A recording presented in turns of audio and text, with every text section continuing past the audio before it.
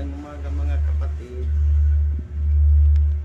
Ako po si Brother Sandy, ang magbabahagi ng Bible verse at testimony sa araw na ito, October 23, 2025.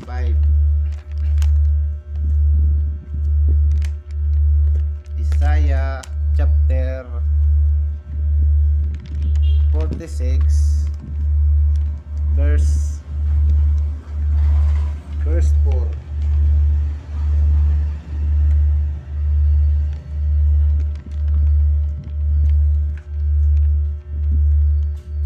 Ako ang inyong Diyos, linigtas ko kayo hanggang sa pumuti ang inyong buhok at kayo'y tumanda.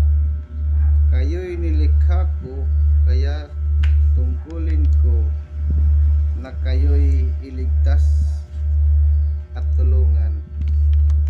Praise God. Pag-abutin ng Panginoong Hesus.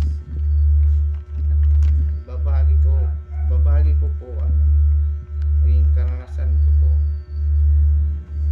noong ako po ay nagtatrabaho po sa construction dito lang sa malapit sa amin.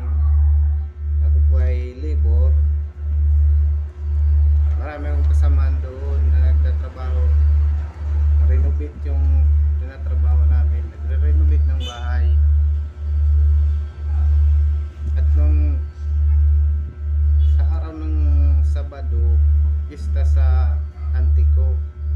At sa Sabado, yun ang araw ng sahod.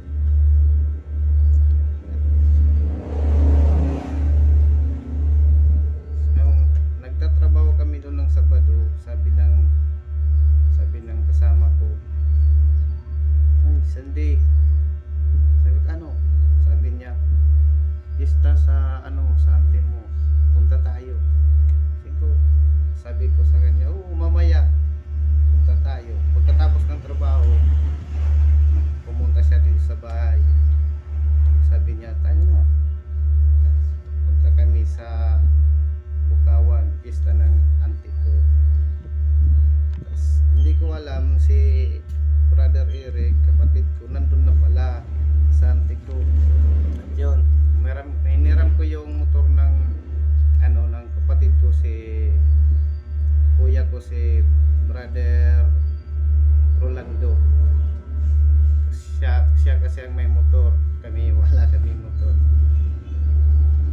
Sabi ko, "Pahiram ng motor mo, pupunta kami sa piyesta ni auntie." Tapos noon, pumunta na kami doon. Kasama ko sa trabaho sa construction. Tapos punta na kami sa auntie ko at tumuloy kami kumain. Nung hindi pa kami umaalis kasi gusto namin mag-inom. Kasi nahiya ko kasi may kasama ko. Sabi ng asawa ng auntie ko na wala raw inom, kaya nahiya naman ako sa kasama ko. Dinala ko siya sa sayawan. Sabi ko, doon na lang tayo mag-inom. Saka meron naman kaming pera kasi araw ng sahod. Pumunta na kami sa sayawan. Doon kami nag-inuman ng inano ko na lang yung kapatid ko na umabol na lang siya doon sa sayawan. Doon na lang tayo mag-inom hanggang sa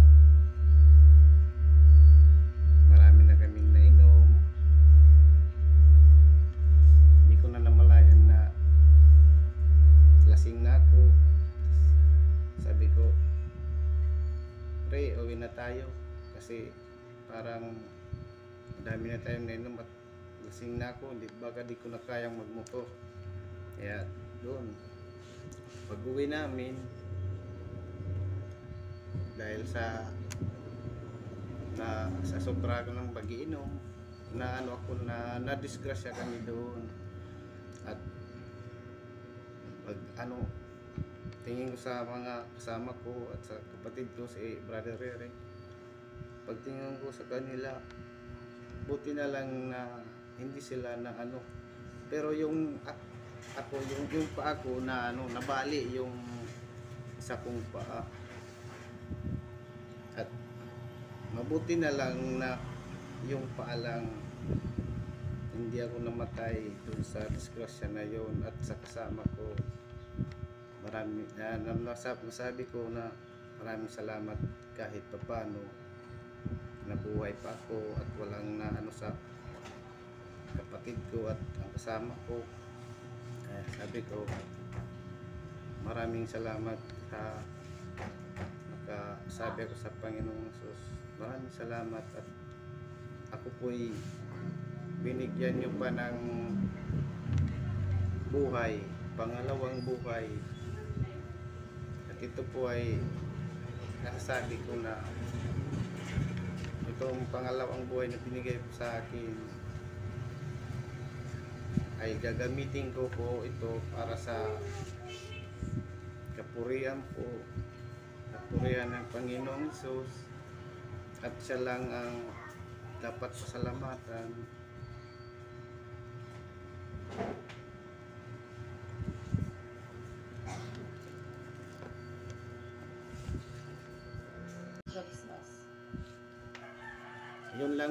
Yun lang po mga kapatid. God bless everyone sa ating lahat. And Jesus loves us mga kapatid. Bye bye.